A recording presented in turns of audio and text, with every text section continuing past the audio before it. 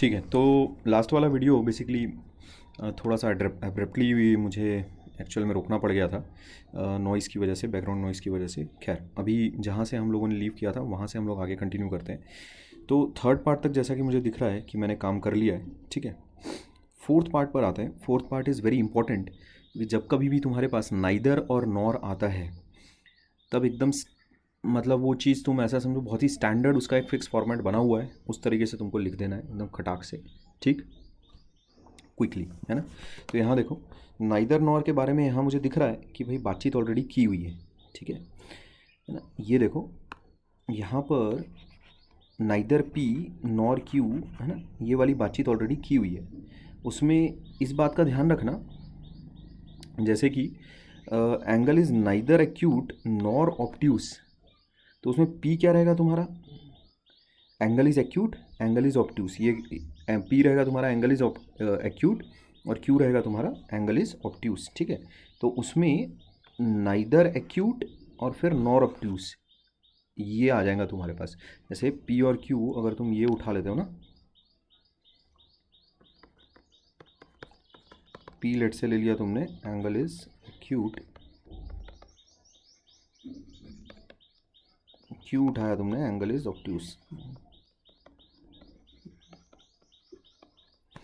तो जो ये मसाला है तुम्हारे पास,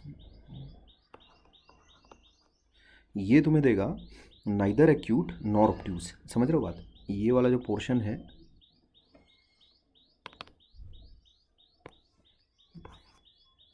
this denotes neither acute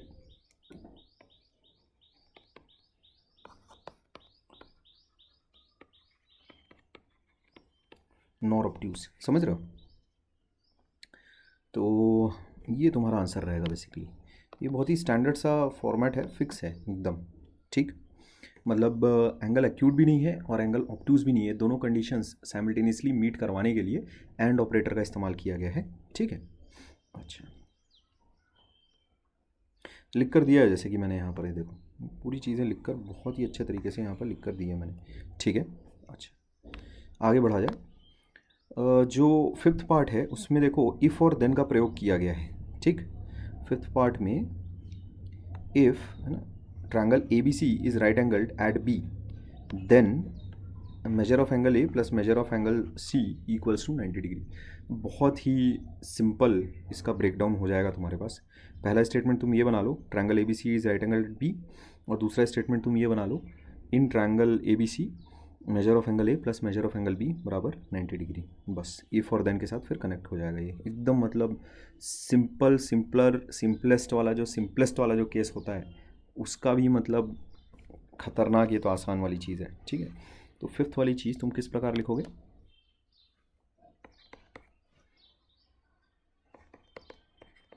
in triangle A B C, sorry, triangle A B C is right angled,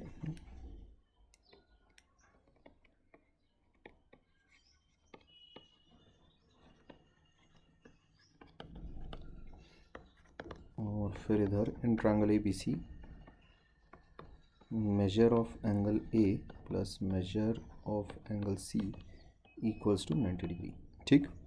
तो इन दैट केस जो तुम्हारे पास P इम्प्लॉइज Q रहेगा, है ना, वो ये बोलेगा कि इफ़ P देन Q। ये तुम्हारा आंसर हो जाता है। सिंबॉलिक फॉर्म ऐसा लिख लोगे तुम, ठीक।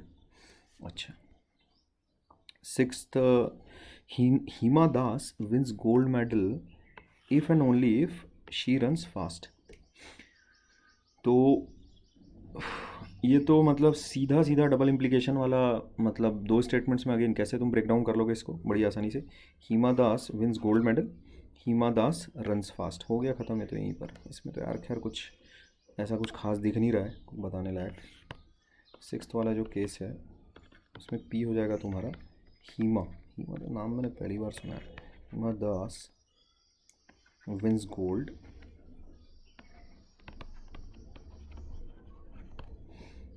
क्यू हो जाएगा तुम्हारे पास हीमा दास रन्स फास्ट। सबसे पहले स्टेटमेंट्स का ब्रेकडाउन, है ना, इनटू सिंपल स्टेटमेंट्स। जो कंपाउंड स्टेटमेंट दिया हुआ है उसका ब्रेकडाउन एंड देन उसके बाद सिंबॉलिक फॉर्म, ये तुम्हारे पास आंसर आ जाता है। तो पता रहना चाहिए इफ़ एंड ओनली इफ़ का जो लॉजिकल कनेक्टिव, जो इक्विवेलेंट लॉजिकल कनेक्टिव है वो क्या है। ये सब बहुत बहुत आसान है। अच्छा, आखिरी जो केस है दिस इज़ इम्पॉर्टेंट बिकॉज यहाँ पर बट का प्रयोग किया जा रहा है, ठीक है। और बट वाली जो चीज़ है क्या रहती है, एंड लॉजिकल कनेक्टिव, ध्यान रखिए, ठीक है। This is important. X is not rational irrational number but it is a square of an integer. तो दो सिंपल स्टेटमेंट्स में तो इसको तोड़ना बहुत ही आसान है। एक्स इज़ नॉट एन होगा ना यार, एन क्यों नहीं लिखा है यहाँ पर, नॉट एन, ठीक। X is not an irrational number, x is a square of an integer, ठीक है। दो स्टेटमेंट्स में सिंपल स्टेटमेंट्स में ब्रेकडाउन तो बहुत ही आसान है। उसके बाद फिर लॉजिकल कनेक्टिव से बस तुमको कनेक्ट करके बस फिर उसमें उसका सिंबॉलिक फॉर्म लिख देना है। तो कुछ भी नहीं है इसमें। अगेन सिक्स्थ वाला जो है, सेवन्थ वाला सॉरी, पी बना लो तुम, X is not an irrational number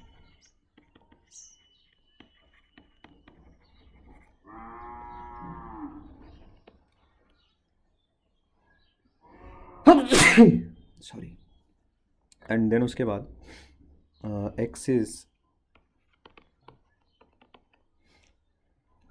a square of an integer,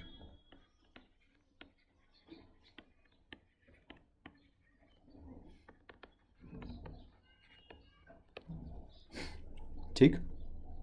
तो if and only if, sorry, but वाला जो तुम्हारा इंग्लिश वर्ड है उसका इक्विवेलेंट जो लॉजिकल कनेक्टिव रहता है तुम्हारा वो एंड ऑपरेटर रहता है, ठीक।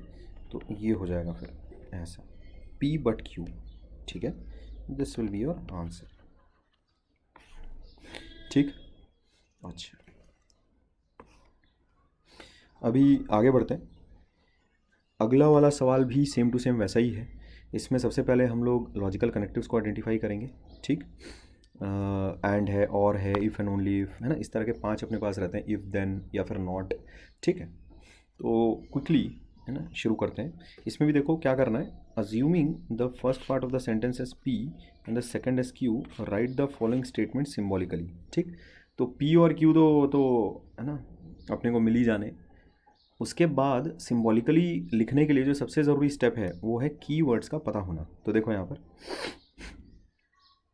पर है और, ठीक है, Hari is intelligent but, if then, ठीक है, दिख रहा है, ये देखो, इफ़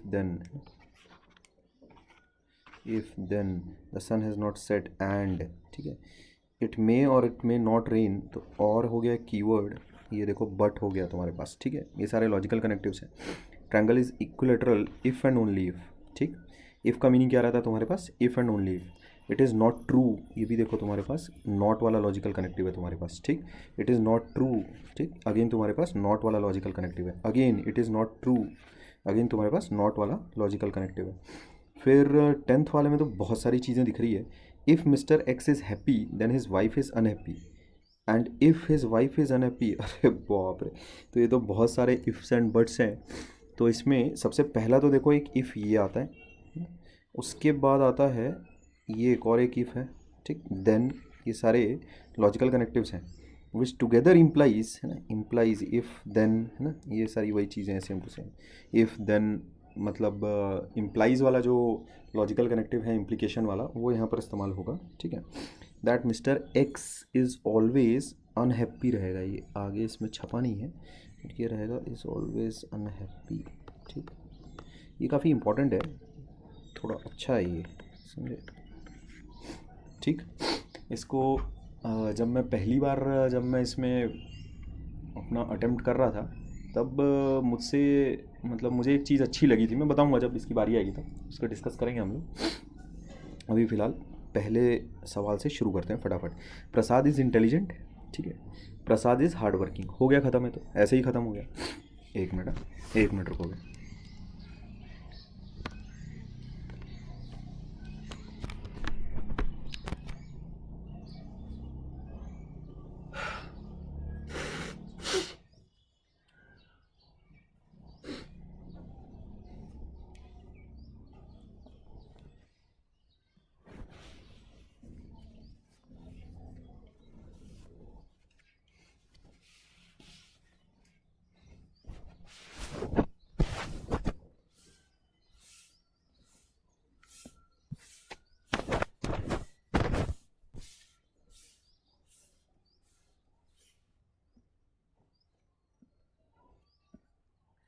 ठीक है।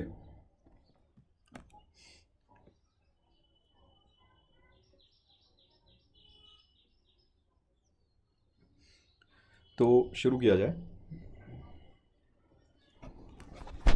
अब इसमें कैसे बना लो तुम, जैसे पहला है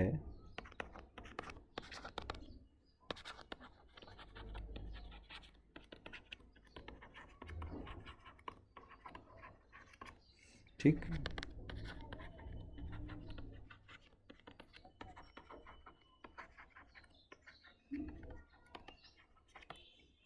है ना। तो इससे तुम्हारे पास बन जाता है और, है ना, और वाला लॉजिकल कलेक्टिव है। ये बेसिकली तुम्हारा आंसर हो जाएगा फर्स्ट सब पार्ट का। ठीक, इस तरह से सिंपल स्टेटमेंट तुम बनाकर लॉजिकल कनेक्टिव्स के सहारे सिंबॉलिक फॉर्म लिख सकते हो किसी भी मैथमेटिकल स्टेटमेंट का। ठीक, हरी इज़ इंटेलिजेंट बट, है ना, बट वाला जहाँ पर कीवर्ड आ गया, बट ही इज़ नॉट। अच्छा देखो, नॉट भी एक और एक कीवर्ड है, यहाँ पर मैंने मार्क नहीं किया है। ठीक है, तो सेकंड वाले सब पार्ट में कैसा होगा, हरी इज़ इंटेलिजेंट, है ना,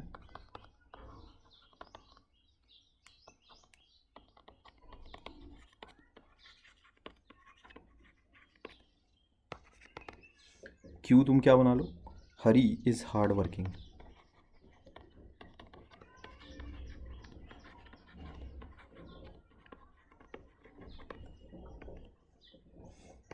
तो हरी इज़ इंटेलिजेंट बट, है ना, ठीक है, he is not hard working. ठीक, तो नॉट हार्ड वर्किंग वाला जो पोर्शन है वो इससे कन्वे हो रहा है। ठीक,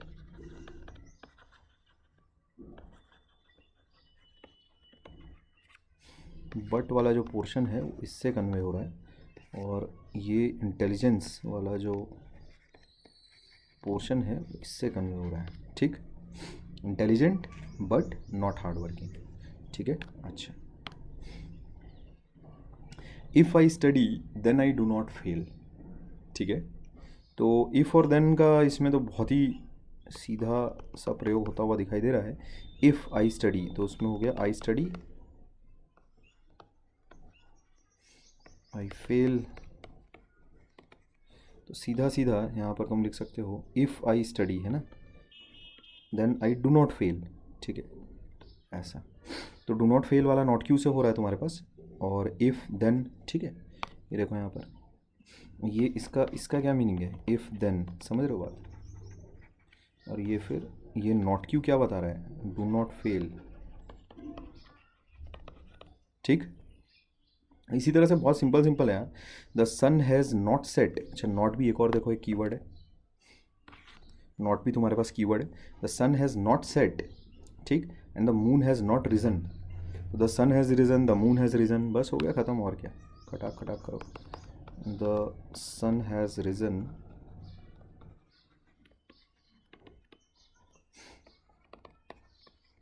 द मून हैज़ रिजन।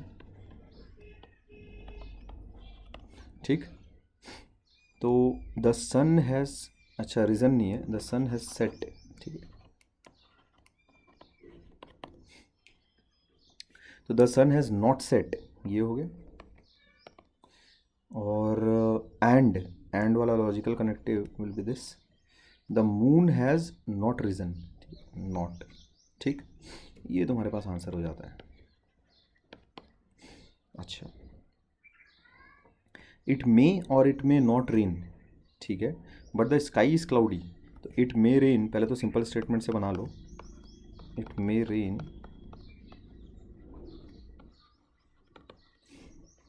उसके बाद दूसरा सिंपल स्टेटमेंट यहाँ पर है, द स्काई इज़ क्लाउडी।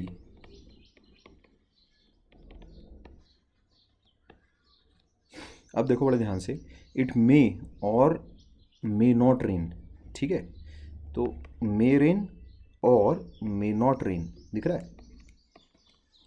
अच्छा, उसके बाद बट, है ना, तो ये सारी कंडीशन एक साथ, फिर बट, है ना, द स्काई इज़ क्लाउडी। मतलब देखो, कभी भी इंग्लिश सेंटेंस जब भी कोई तुम पढ़ो तो उसमें उसका मीनिंग समझना बहुत ज़रूरी है। जैसे यहाँ पर मैंने ब्रैकेट का प्रयोग क्यों किया है, बिकॉज एक बात थी कि बारिश होगी या नहीं होगी, ठीक है, ये एक बात है, और उसको कनेक्ट किया जा रहा है बट द, फिर क्या बोला जा रहा है, कहाँ गया, द स्काई इज़ क्लाउडी।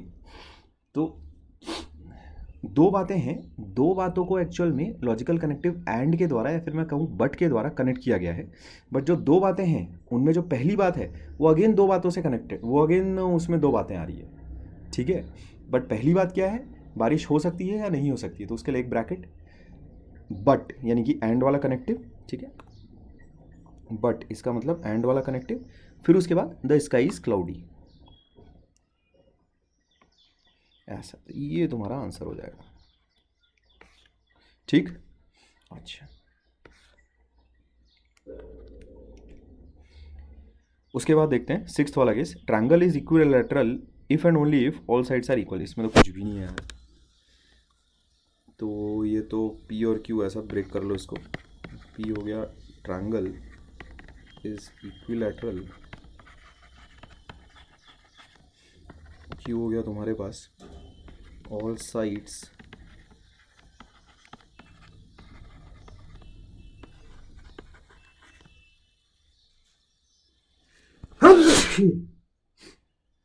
ठीक है, all sides of triangle are equal. अच्छा,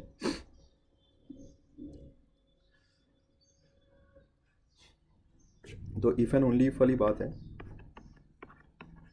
ऐसा, ठीक। इसमें कुछ बताने के लायक मुझे नहीं लगता कुछ है। अगला सवाल देखते हैं, सेवन्थ वाला, इट इज़ नॉट ट्रू। इसका मतलब सिंपली क्या है, नेगेशन है ये, है ना। जैसे राम रन्स फास्ट, तो उसमें उसका नेगेशन तुम कैसे बनाओगे। नेगेशन बनाने वाले वैसे सवाल बहुत ही प्यारे रहते हैं, मेरे फेवरेट हैं, उस पर हम लोग बहुत सारे सवाल करेंगे। बट क्यों, उसमें कुछ करना नहीं होता है, मतलब सिंपली जो चीज़ लिखी है उसका उल्टा लिखना होता है। नेगेशन का मतलब क्या है, जो चीज़ लिखा है उसका उल्टा। कन्वर्स इनवर्स ये सब में फंसना मत, ठीक है। कन्वर्स इनवर्स ये सारे वर्ड्स वगैरह मैं कैसा इस्तेमाल नहीं कर रहा हूँ। मैं सिंपली अभी ये बोल रहा हूँ कि अभी अगर नेगेशन अगर मुझे लिखना है राम रन्स फास्ट, तो उसमें उसका नेगेशन कैसे लिखूंगा मैं, इट इज़ फॉल्स दैट या फिर it is not true that Ram runs fast, ऐसा बस। अभी वो कन्वर्स इनवर्स ये सब बिल्कुल मत सोचना, ठीक है। तो सेवन्थ वाला पोर्शन कैसे लिखोगे, एक ही स्टेटमेंट से काम हो जाएगा अपना, तो उसके बाद फिर नेगेशन वाला सिंबल लगा देंगे अपन। The whole world is mean, अच्छा एंड भी तो है, अरे बाबा, the whole world is mean and, ये देखो एक और लॉजिकल कनेक्टिव छुपा बैठा था, ठीक है। तो the whole world is mean, the whole world is nasty, ये दो अलग अलग बातें हैं, ध्यान रखो। The whole world is mean, the whole world is nasty, समझ गए। तो the whole world is mean, है ना, and the whole world is nasty, ठीक है। तो उसका अपने को नेगेशन लेना है, तो इस चीज़ का अपने को बेसिकली नेगेशन लेना होगा। The whole world is mean and the whole world is nasty, और फिर नॉट ट्रू ऐसा लगा दो, समझ गए। ये आंसर हो जाएगा तुम्हारे पास, ठीक। तो the whole world is mean and nasty, इससे पता चल रहा है अपने को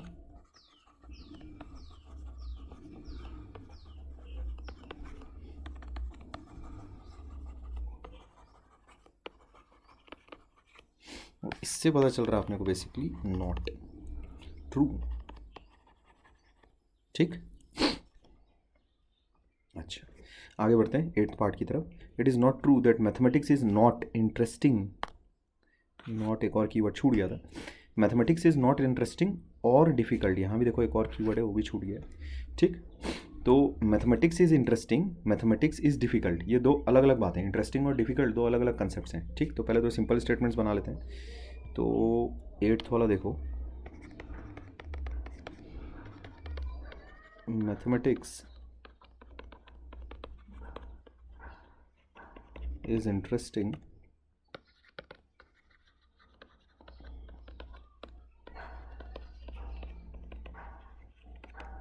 ठीक है। तो नॉट ट्रू वाला जो पोर्शन है उसको लास्ट में अपन अटैच करेंगे। Mathematics is interesting, mathematics is not interesting, पहले उसको बना लेते हैं, ये हो गया। मैथमेटिक्स इज नॉट इंटरेस्टिंग और मैथमेटिक्स इज नॉट डिफिकल्ट, ये चीज़ हो जाती है अपने पास। अभी अपने को इसका नॉट भी बनाना है, इट इज़ नॉट ट्रू, ये वाली जो पूरी बात है ये क्या है, इट इज़ नॉट ट्रू। समझ गए, ये मेरा आंसर होगा। ठीक, तो मैथ्स इज़ नॉट डिफ़िकल्ट ये हो गया।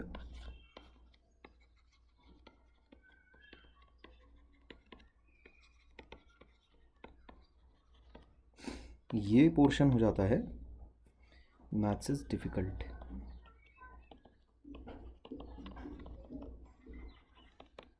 ठीक है, तो ये दोनों बातें हो जाती है। और फिर ये हो गया नॉट ट्रू। ठीक, अच्छा इसके आगे बढ़ते हैं 9th वाले पार्ट में। इंटेलिजेंस, अच्छा नाइदर नॉर, अरे वाह ये तो अच्छा है भाई। यहाँ देखो नाइदर नॉर, ये सारी चीज़ें छूट कैसे रही है, नाइदर नॉर है ना भाई। क्या है, जब भी कभी एक इंसान की तबीयत ज़रा नासाज हो तो सामने से अगर दो बैल आते दिख रहे हैं, दो बैल आ रहे होंगे तो दिखता एक ही बैल है आता हुआ दिखता, समझ रहे हो। तो इसीलिए यहाँ मेरे पास भी जो आगे इंग्लिश का वाक्य लिखा हुआ था उसमें बहुत सारे इंपॉर्टेंट कीवर्ड्स तुम देख ही रहे हो।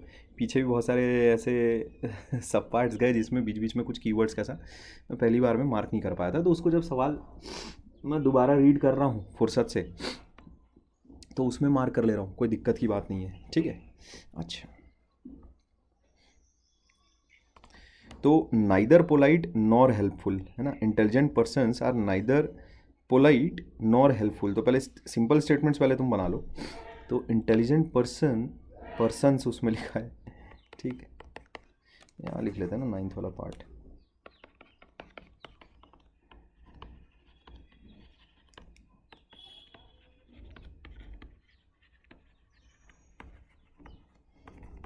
आर पोलाइट हेल्पफुल है ना।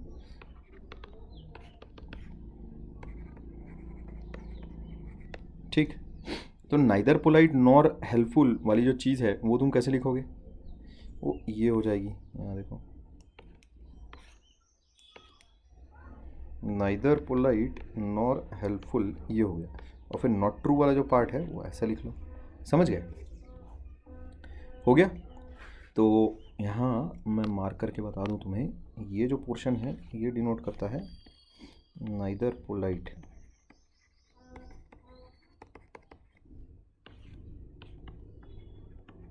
ये हो गया नॉर हेल्पफुल। ठीक है, अच्छा और ये हो गया not true.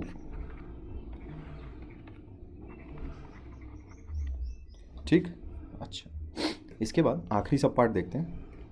If mister X is happy, अच्छा ये तो यार हर घर की कहानी है ये, लेकिन एंड का कंक्लूजन देखो क्या बोल रहा है कि मिस्टर कभी भी खुश तो रहेगा ही नहीं, कभी भी नहीं रहेगा। अच्छा खैर जोक्स अपार्ट, उसमें तुम देखोगे कि वो जो ऑलवेज लिखा हुआ है उसका कैसा बहुत गहरा मीनिंग है।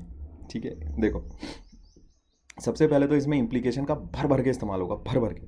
पर इस सवाल में तुम ऐसा पाओगे कि सिंपली दो स्टेटमेंट से ही किस तरह से खतरनाक वाला कंपाउंड स्टेटमेंट बनाया जा सकता है। दो स्टेटमेंट्स हैं यहाँ पर, पी और क्यू। ठीक, तो सबसे पहले mister X is happy, wife is unhappy, ऐसा करके मैं दो सिंपल स्टेटमेंट्स बना लेता हूँ। तुम चाहो तो ऐसे सिंपल स्टेटमेंट्स ऐसा भी बना सकते हो, वाइफ इज़ हैप्पी ऐसा। तो उसमें अगर क्यू मान लेते हो वाइफ इज़ हैप्पी बना रहे हो तो नॉट क्यू तुम्हारे पास वाइफ इज़ अनहैप्पी हो जाएगा। क्रिएट तुम कर सकते हो अनहैप्पी वाली सिचुएशन अगर तुम हैप्पी अज्यूम कर रहे हो।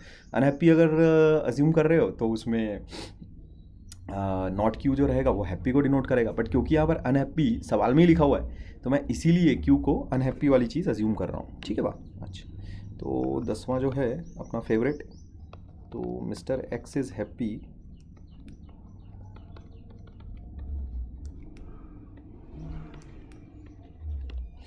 और फिर इसमें उठा लो मिसेज एक्स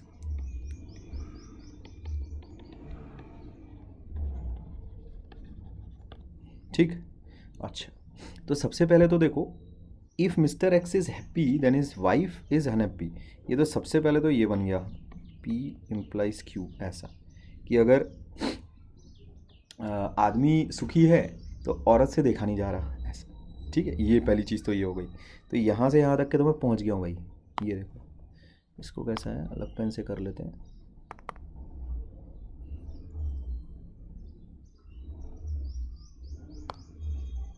तो ये लेट्स से ठीक है चलो, तो यहाँ तक के तो मैं पहुँच गया हूँ। If mister X is happy then his wife is unhappy. ठीक, यहाँ तक के पहुँच गया मैं। एंड देखो एक और लॉजिकल कनेक्टिव है, ये भी छूटा पड़ा है यार, ये भी है ना। एंड उसके आगे का पहले इफ़ और देन अपन बना लेते हैं। If his wife is unhappy then mister X is always unhappy. ठीक है, if his wife is unhappy, ठीक है, यहाँ देखो, if his wife is unhappy, wife मतलब missus X, if then mister X is not happy, not happy में ये चीज़ आ जाएगी। ठीक है, दोनों के बीच में क्या लॉजिकल कनेक्टिव यूज़ हुआ है, एंड। ठीक है, देख रहे हो ना यहाँ पर देखो, एंड दिख रहा है, एंड। ठीक, तो पहले तो ये दोनों को कनेक्ट कर लेते हैं अपन। अच्छा, अब देखो मज़े की बात ये है, ऑलवेज का क्या मतलब होता है, कुछ भी हो जाए, mister x is always unhappy, कुछ भी हो जाए, इसका क्या मतलब है, देखो ध्यान से। अगर मिस्टर खुश है तो उसकी वाइफ दुखी है, ये तो लिख लिया मैंने, इसमें कोई दिक्कत नहीं। चलो आगे वाले पोर्शन की तरफ बढ़ते हैं। एंड उसके बाद देखो, बड़े ध्यान से देखो, if his wife is unhappy, मतलब मिसेज अगर नाखुश है, then mister X is unhappy. ये यहाँ पर लिखा हुआ है कि भाई ये क्या चीज़ है, देखो कहाँ गया वे, हाँ ये देखो क्या लिखा है, क्यों क्या है तुम्हारे पास कि वाइफ अनहैप्पी है। तो अगर वाइफ अनहैप्पी है तो पी क्या है तुम्हारे पास, हस्बैंड हैप्पी है, हस्बैंड खुश है, तो हस्बैंड नाखुश है। वाइफ अगर दुखी है, तो जैसे कि हर घर की कहानी होती है कि औरत दुखी है तो आदमी कैसे खुश रह सकता है, नॉर्मल आदमी की बात कर रहा हूँ मैं। तो औरत अगर दुखी है तो आदमी नाखुश है, पर उसमें देखो क्या लिखा है, कीवर्ड है वहाँ पर ऑलवेज। ऑलवेज का क्या मतलब है, हर सिचुएशन में आदमी तो दुखी ही है, समझे, हर सिचुएशन में आदमी दुखी है। तो इसका मतलब आदमी दुखी वाली जो सिचुएशन है वो कैसा, हमेशा ट्रू है, वो यूनिवर्सल ट्रूथ है ये, इसके हिसाब से। जैसे अगर तुम ये बनाओगे ना, औरत दुखी तो आदमी दुखी, कहाँ गया, देन मिस्टर ऑलवेज अनहैप्पी, समझ रहे हो, ऑलवेज अनहैप्पी। ऑलवेज वाला जो कीवर्ड है इसका मतलब कैसा रहेगा, उसको इंप्लीमेंट कैसे करेंगे अपन, बाई कंडीशनल के फॉर्म में, कि भाई ये जो सिचुएशन है ये तो हमेशा ट्रू रहेगी ही रहेगी। देखो ऐसे, समझ गए, ये इसीलिए बिकॉज अभी अगर तुम रीड करोगे तो फॉरवर्ड डायरेक्शन में रीड करने पर तो वो तो लिखा ही हुआ है सवाल में। जो ऑलवेज अनहैप्पी है वो कैसा है कि भाई आदमी नाखुश रहेगा अगर बीवी नाखुश है तो, ठीक है, मतलब उल्टा भी ट्रू कर लो, क्योंकि वो ऑलवेज वाली सिचुएशन है ना।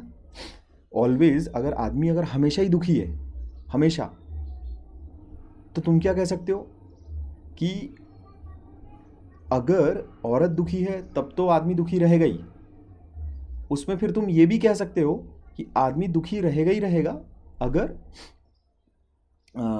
औरत दुखी है तो, समझ गए। जैसे अगर वहाँ ऑलवेज कीवर्ड अगर इस्तेमाल नहीं किया हुआ रहता तब अपने को बाई कंडीशनल फिर हम नहीं लगा सकते थे, ठीक है। बाई कंडीशनल लगाने का क्या मतलब है, वो जो ऑलवेज वाला जो वहाँ कीवर्ड इस्तेमाल किया गया है उस चीज़ के लिए तुम्हें एक्चुअल में बाई कंडीशनल वाला सिंबल इस्तेमाल करना पड़ रहा है, ठीक। अच्छा, उसके बारे में मैं तुम्हें एक नोट लिखवा देता हूँ, ठीक है। इसके बाद भी एक सवाल, अरे बाबा बहुत है यार सवाल, फटाफट करते हैं। तो देखो सबसे पहले तो, अच्छा पहले इस सवाल को पूरा कर लिया जाए उसके बाद नोट लिखवा दूंगा मैं, ठीक है। अब देखो आगे क्या बोल रहा है, विच टुगेदर इम्प्लाइज, विच टुगेदर का क्या मतलब है, ब्रैकेट्स, यहाँ देखो ये जो लिखा है विच टुगेदर, विच टुगेदर मतलब अभी तक के जितनी भी कंडीशन चली ये यहाँ तक के, इसका क्या मतलब है, यानी विच टुगेदर इम्प्लाइज, यानी ये ऐसा है, ये ऐसा, समझ, विच टुगेदर इम्प्लाइज, ठीक है बात।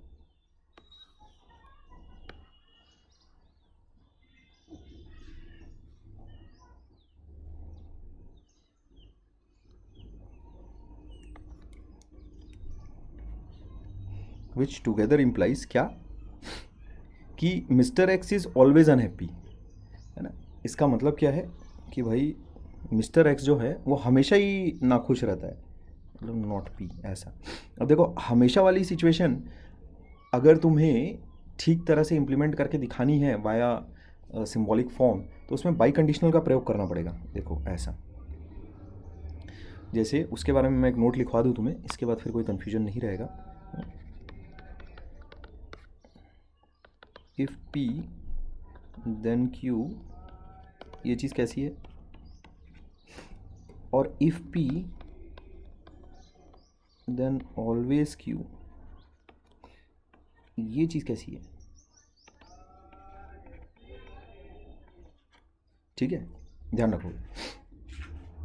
मतलब अगर P होता है तब Q होता है, इसका तो बहुत ही सिंपल सा इम्प्लीकेशन वाला लॉजिकल कनेक्टिव है तुम्हारे पास, कोई दिक्कत ही नहीं है उसमें। तो P इम्प्लाइज Q, ऐसा भी लिख सकते हो उसको। ठीक है, एक मिनट।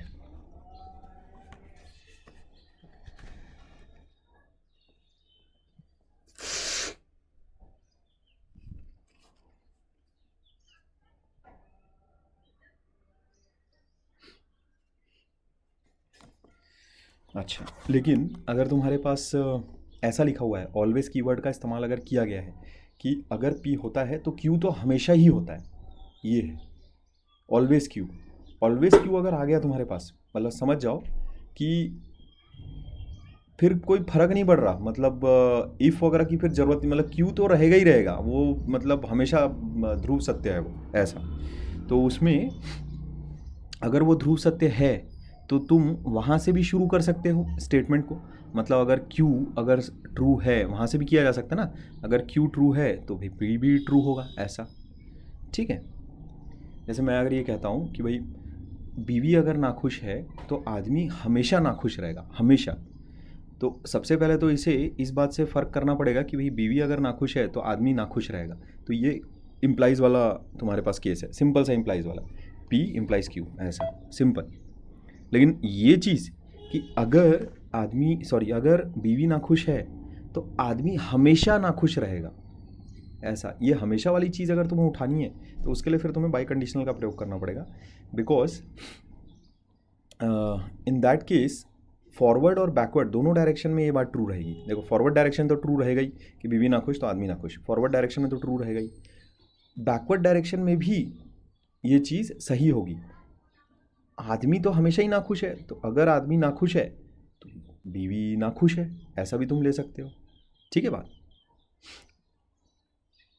एक मिनट रुकोगे।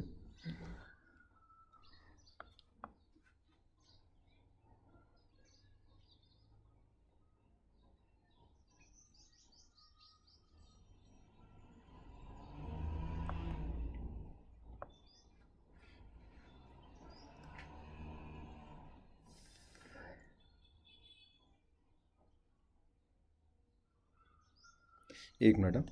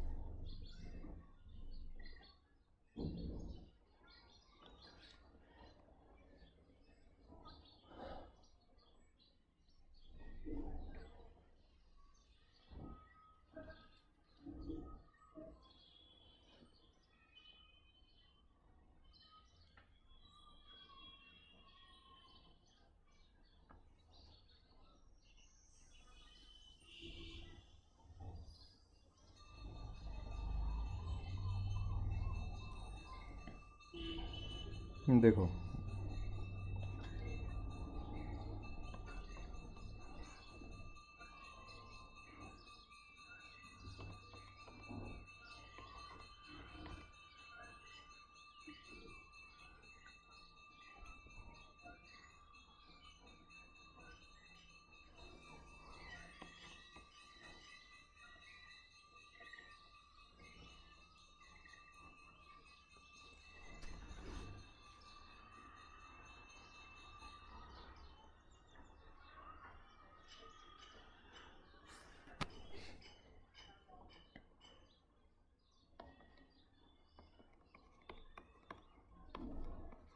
एक मिनट रुकोगे?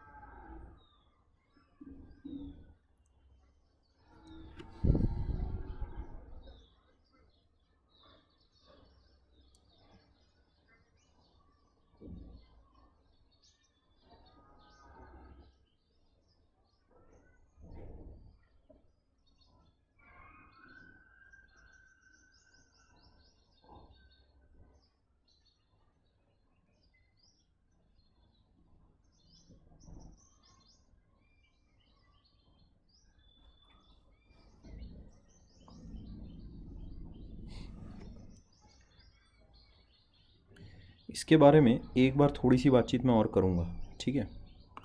ये जो चीज़ लिखी है, ठीक, इसके बारे में थोड़ी सी बातचीत और करेंगे अपन, ठीक है? इन लेटर वीडियो, इसके बाद वाला जो वीडियो रहेगा उसमें इसके बारे में थोड़ी सी बातचीत अपन और कर लेंगे, ठीक है? अच्छा, तो यहाँ देखो, अगला जो सवाल है तुम्हारे पास, इस तरह से ये 10 के 10 सवाल हो जाते हैं। तो अभी तक हम लोग सिर्फ और सिर्फ 2 स्टेटमेंट्स के साथ काम कर रहे थे।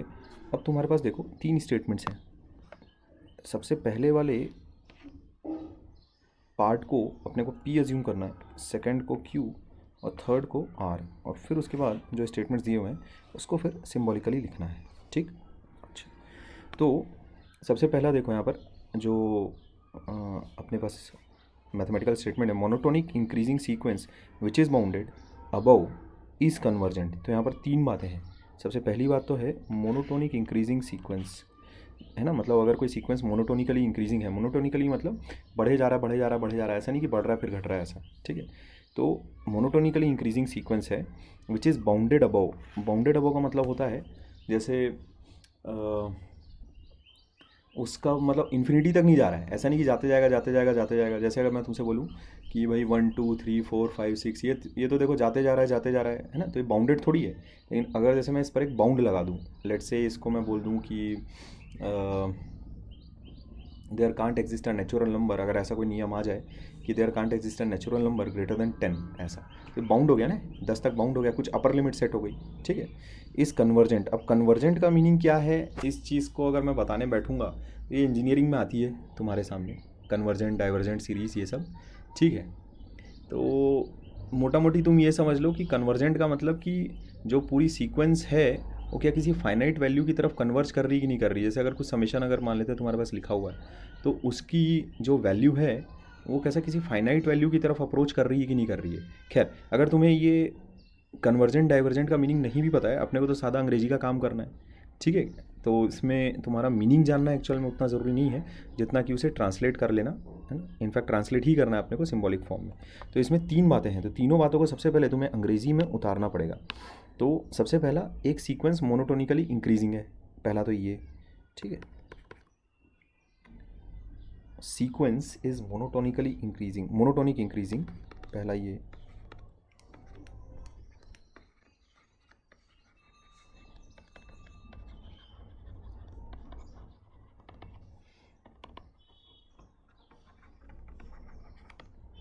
दूसरा ये बाउंडेड अबव, ठीक।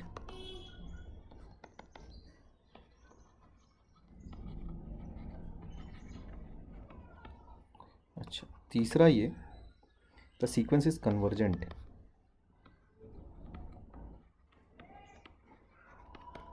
ठीक। तो बोला जा रहा है कि सीक्वेंस मोनोटोनिक इंक्रीजिंग है ना, और साथ ही साथ बाउंडेड अबव है। इसका मतलब क्या है, सबसे पहली बात तो कि एंड वाली सिचुएशन यहाँ पर क्रिएट हो रही है। मतलब जैसे अगर मैं कहूँ कि let's say the table which is rust free and sturdy, ठीक है। एंड वाला कीवर्ड जैसे मेरे को बिना यूज़ किए अगर मैं बोलूँ तो the a table which is rust free, है ना, या फिर मैं कहूँ a rust free table which is sturdy. इसका मतलब क्या है, both the conditions are being met simultaneously, ठीक है।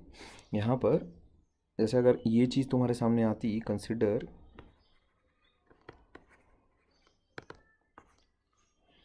और rust free table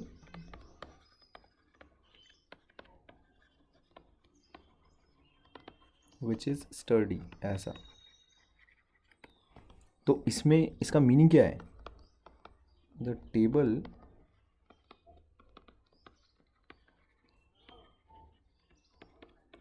is both rust free and sturdy, समझ गए। तो ये अगर P है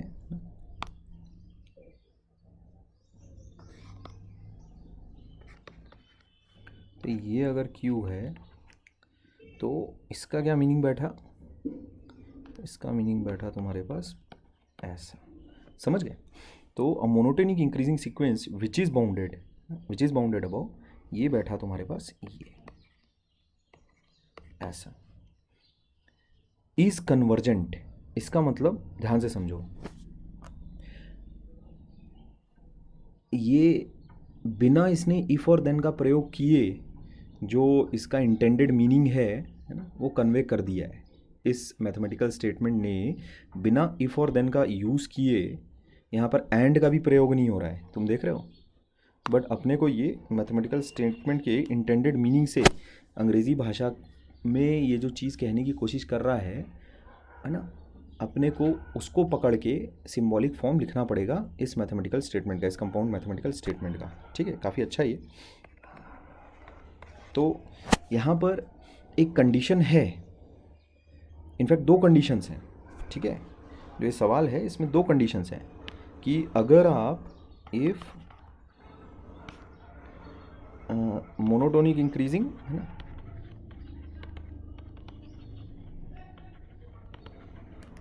और साथ ही साथ बाउंडेड हो, तब क्या होगा, कन्वर्जेंट रहोगे। ऐसा, this is what is part 1। ठीक, तो इफ और देन है यहाँ पर, तो ये मैं ऐसा लिखूंगा। ठीक, ये मेरा आंसर हो जाएगा।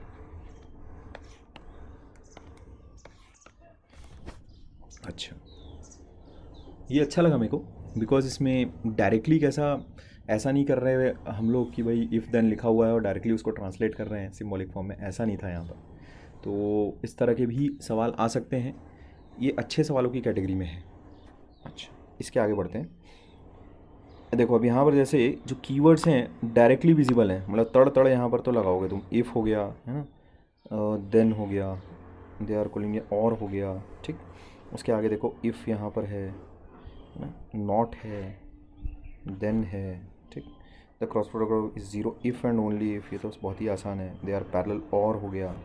ठीक, at least one of them is a zero vector. ठीक, तो ये सारे कीवर्ड्स आइडेंटिफाई कर लेने के बाद तो सिंबॉलिक फॉर्म लिखना अब बच्चों का खेल है। तो सेकंड वाली चीज़ से स्टार्ट करते हैं। पहले ही सवाल में देखो इसमें काफ़ी बढ़िया था, ये वाला जो है पहला ही काफ़ी अच्छा था। पहला अच्छा इसीलिए बोल रहा हूँ बिकॉज इसमें कीवर्ड्स डायरेक्टली मेंशन नहीं किए हुए थे, और जिसकी वजह से एक व्यक्ति को सिंबॉलिक फॉर्म लिखने में कठिनाई पेश आ सकती है, तो इसीलिए अच्छा बोल रहा हूँ इसको। सेकंड वाला देखो, अगर A B C 3 distinct points हैं तब आइदर दे आर कोलिनियर और दे फॉर्म अ ट्रायंगल। तो यहाँ 3 स्टेटमेंट्स हो गए। A B C are 3 distinct points,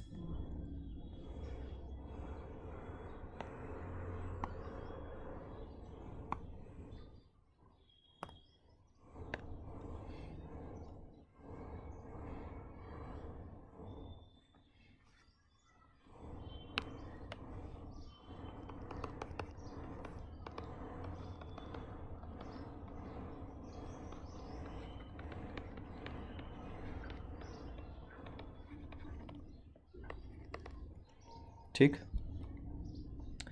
A B C are collinear, A B C form a triangle.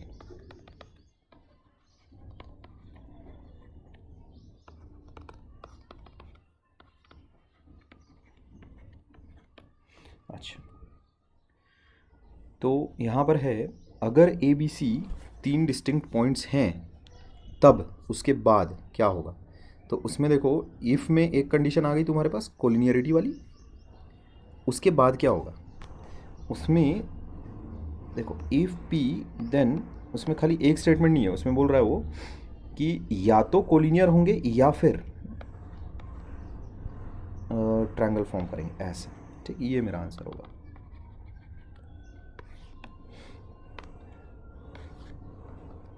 Collinear और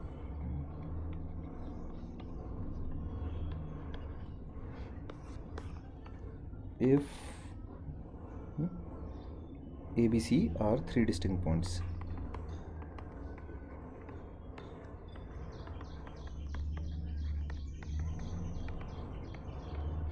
ठीक, अच्छा आगे बढ़ते। थर्ड पार्ट देखो, बोल रहा है अगर A B C 3 distinct points हैं, मतलब सेम वही चीज़ हो गई, if P which are not collinear. अरे बाप रे, अच्छा इसका मतलब अभी 2 कंडीशंस हैं जिसको अपने को एक साथ रखना पड़ेगा। ठीक है क्या, then they form a triangle. बहुत ही अच्छा सवाल है। ठीक है, तो अच्छा मतलब कंसेप्ट क्लियर रहेंगे इससे तुम्हारे, एकदम बढ़िया है ना। मतलब कैसा बोला जा रहा है कि वही सेम चीज़ है, इफ़ मतलब A B C are 3 distinct points, फिर उसके बाद बोल रहा है A B C are collinear, they form a triangle.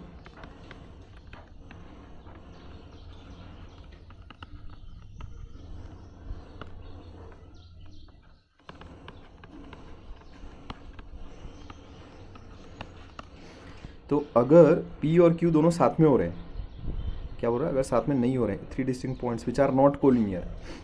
अच्छा, मतलब 3 डिस्टिंक्ट पॉइंट्स हैं जो कि कोलिनियर नहीं है, तो 3 डिस्टिंक्ट पॉइंट्स हैं जो कि कोलिनियर नहीं है।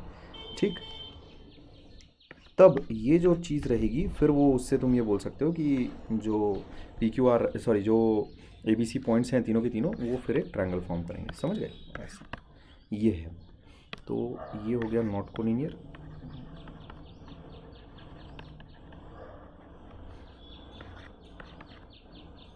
है ना?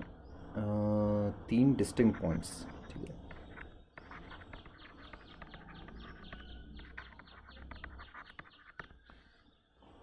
तो फिर तुम ये कहोगे देन फॉर्म ट्रायंगल, ठीक है। क्लियर? अच्छा, अगले सवाल की तरफ आते हैं। The cross product of two vectors is zero if and only if they are parallel और at least one of them is a zero vector. तो ये तो बहुत ही आसान है। इसमें the cross product of two vectors is zero, ये हो गया पी, ठीक है। The sorry two vectors are parallel, ये हो गया Q. At least one of the two vectors, है ना, इज अ जीरो वेक्टर, ऐसा, ये हो गया आर, ठीक है। तो बस इसकी मदद से तो फिर तुम स्टेटमेंट अपना बना ही सकते हो बहुत ही आसानी से, ठीक है। एक minute,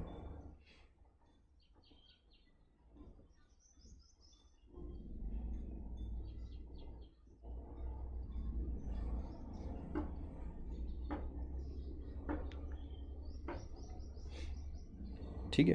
P Q R identify कर लिया है मैंने, तो कुछ इस प्रकार रहेगा वो।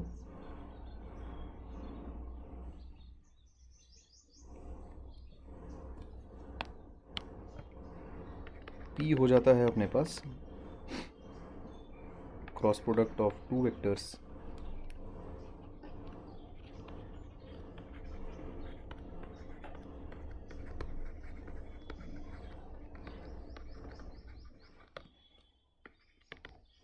उसके बाद टू वेक्टर्स आर पैरेलल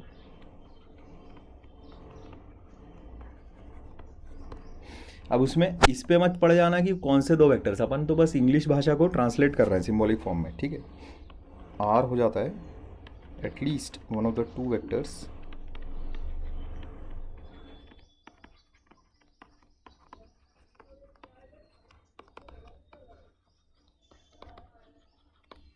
ठीक है। इज ज़ीरो या नॉन ज़ीरो? इज ज़ीरो, ठीक है।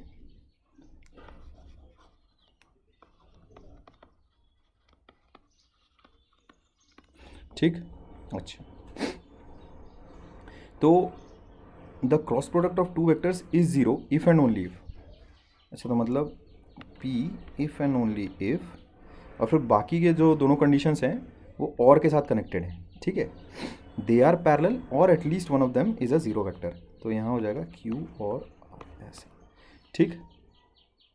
तो इफ़ पी नहीं सॉरी कैसा, P if and only if Q और आर, ये चीज़ क्या लिखी हुई है? P if and only if Q और आर ऐसे, ठीक है। ये चीज़ लिखी हुई है और वही यहाँ अपने को करना भी था फोर्थ में अचीव, ठीक है बात। अच्छा, इसके बाद वैसे तो ये सवाल तुम्हें खुद से कर लेना चाहिए। एक मिनट,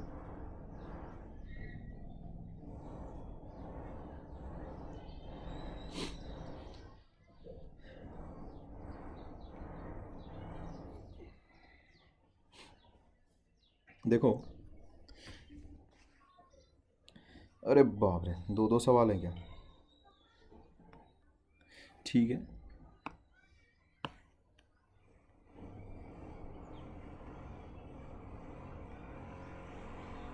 देखो बोला जा रहा है जैक और Jill will pass but Humpty will not. अब इसमें दो स्टेटमेंट्स हैं कि तीन स्टेटमेंट्स हैं, ये सब अब तुमको खुद ही पता करना है, ठीक है बात। तो देखो कैसा कर लोगे। जैक विल पास, ठीक है, यहाँ देखो फटाफट लिखते हैं।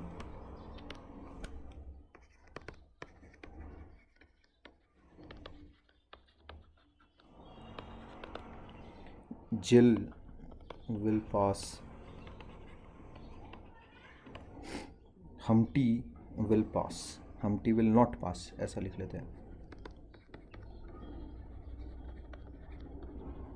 जो ऑलरेडी स्टेटमेंट यूज्ड अप है ना, उसका मैं इस्तेमाल ज़्यादा से ज़्यादा करने की कोशिश करता हूँ। जो जैक और जिल विल पास, तो पी और क्यू, ठीक है, जैक पास होगा या तो जिल पास होगा, बट ठीक है Humpty will not pass but are, ऐसा, ठीक है, ओके।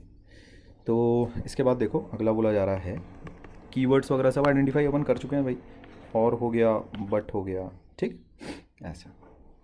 तो उसमें इस बात का ध्यान रखना कि ये एक कंडीशन है, this is very important, Jack और जिल विल पास ये एक है, बट जो कनेक्ट हो रहा है वो ये है, ऐसा, समझे। जैसे आज बादल दिखाई दे रहे हैं या नहीं दे रहे हैं, है ना, बट फिर भी बारिश तो होगी, तो इसमें बादल दिखाई दे रहे हैं या फिर नहीं दे रहे हैं, है ना, तो ये चीज़ एक पार्ट है, और उसके बाद बारिश होगी ही होगी ये दूसरा पार्ट है, और दोनों कनेक्टेड किससे हैं, बट से, ठीक है बात। अच्छा, आगे अगला पोर्शन देखोगे,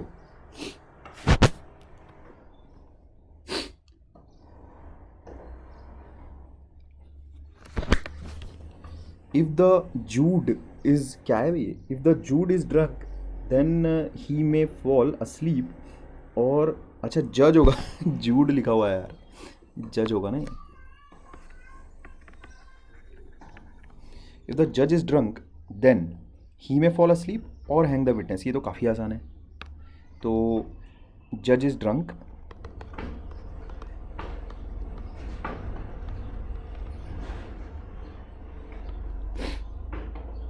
जज मे फॉल अस्लीप,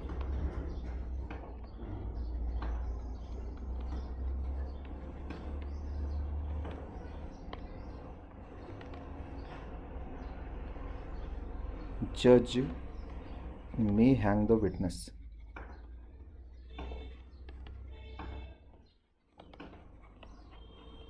विटनेस को कौन हैंग करता है, तो इफ़, है ना, इफ़ देन वाली तो सिचुएशन है, इफ़ द जज इज़ ड्रंक देन, है ना, क्या क्या हो सकता है, या तो वो सो सकता है या फिर वो विटनेस को ही लटका सकता है, ऐसा, ये मेरा आंसर हो जाएगा। मुझे लगता है एक्सप्लेनेशन की कोई रिक्वायरमेंट है, ठीक। ध्यान रखना स्टेटमेंट्स तुम्हें समझ में आने चाहिए कि वो ब्रैकेट्स का इस्तेमाल कब करना है। देखो अगर जज ड्रंक है तो ये पहला पोर्शन रहा, देन इसके बाद ये अलग एक कंडीशन है पूरी की पूरी, ठीक। A person is successful only if he is a politician और he has good connections, only if, है ना, ओनली इफ़ वाली भी सिचुएशन तुम्हारे पास इफ़ देन वाली ही सिचुएशन है, ठीक।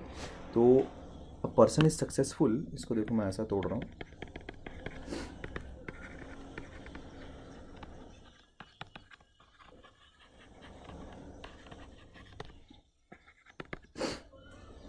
a person is a politician,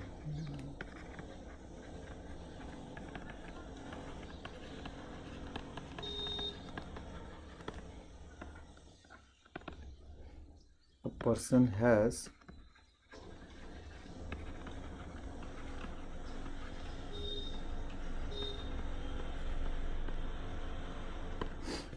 good connections, ठीक। अच्छा, तो अगर एक पर्सन सक्सेसफुल है, नहीं मतलब इफ़, अच्छा पॉलिटिशियन है या फिर गुड कनेक्शंस हैं, तो इफ़ पॉलिटिशियन या फिर good connections then a person is successful, ऐसा, ठीक है बात, है ना। If good person, sorry if good connection और पॉलिटिशियन, ऐसा,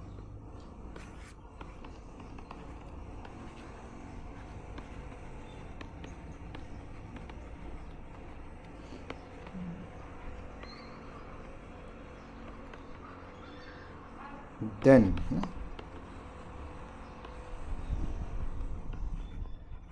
ठीक, ये बात है। तो ये देखो इफ़ वाली जो कंडीशन है वो ये है, देख लो इफ़ वाली जो कंडीशन है वो ये है, देन वाली जो कंडीशन है वो ये है, ठीक है बात। अच्छा, तो ये सवाल भी हो जाता है। इसके बाद आगे बढ़ते हैं। Kiran pass the examination, Kiran is sad. अच्छा, पी और क्यू तो ऑलरेडी इस बार प्री डिफाइंड है भाई, ये पी हो गया, ये क्यू हो गया। Assuming that not sad, not sad is not Q, ऐसा होगा ना। Right the following statements in symbolic forms. Kiran failed, Kiran failed का मतलब हो गया नॉट पी, क्या कहते हैं, किरण फेल्ड। अच्छा पहले तो कीवर्ड्स आइडेंटिफाई कर लिया जाए, बट है ना, पास्ट और, एज वेल एज, ठीक है। एज वेल एज का मतलब क्या हो गया, अगेन बट या फिर एंड हो गया, and if Kiran is sad then Kiran is neither sad, अरे वाह मेरा फेवरेट, ठीक है, नाइदर नॉर, क्लियर है, एज वेल एज फील्ड और, है ना, as well as, again as well as बहुत बार आ रहा है, ठीक है। तो पहला वाला कैसे लिख लोगे भाई, फेल्ड इसका मतलब not P, but Kiran is happy, तो बट मतलब ये हो गया, हैप्पी का मतलब हो गया नॉट क्यू, ऐसा, ठीक। हैप्पी नॉट सैड एक ही चीज़ है। अच्छा अगले सवाल की तरफ बढ़ते हैं।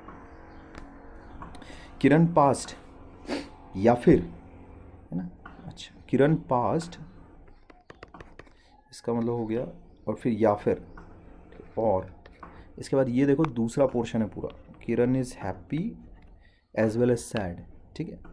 तो Kiran is happy as well as sad, as well as का मतलब हो गया तुम्हारे पास एंड, ध्यान रखना, ठीक है।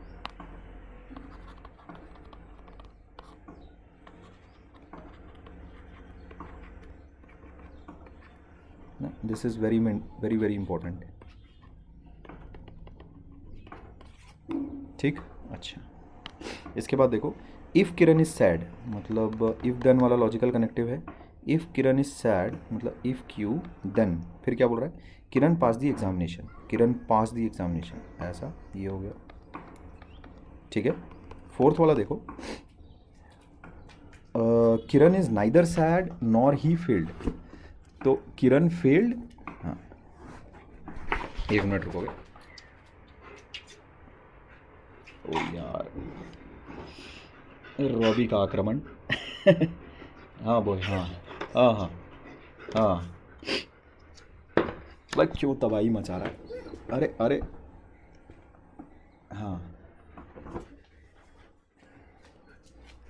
चलो ठीक है बैठ गया वो, चलो।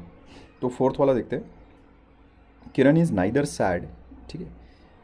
अच्छा नाइदर सैड कैसे लिखोगे तुम, नाइदर सैड का मतलब नॉट सैड, ठीक है, तो नॉट क्यू, ठीक, नाइदर सैड मतलब नॉट सैड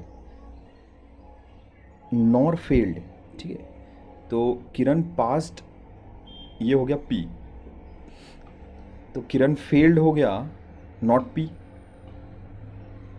ठीक है।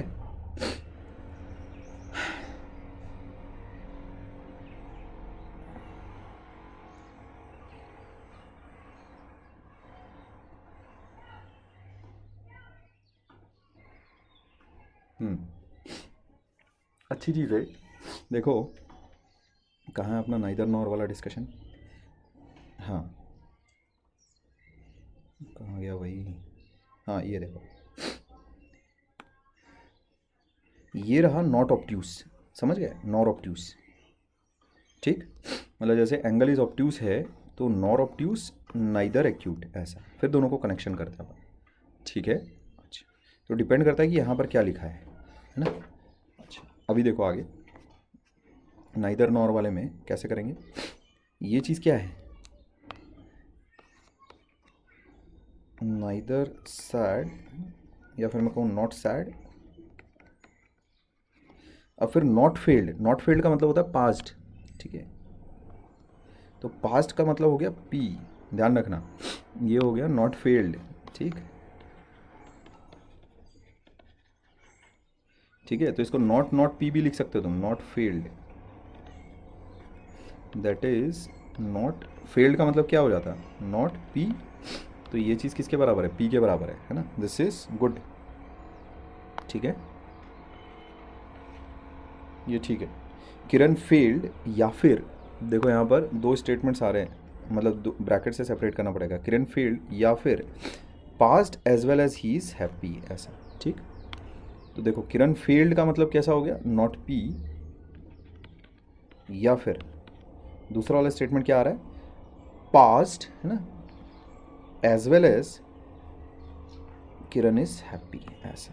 ठीक, तो ये देखो, ये हो गया फील्ड। ठीक, या फिर है ना, ये हो गया और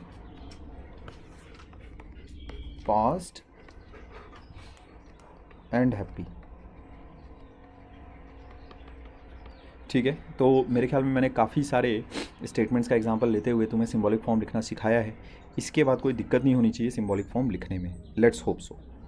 इस वीडियो को अभी यहाँ पर ओवर करते हैं हम लोग। ओके।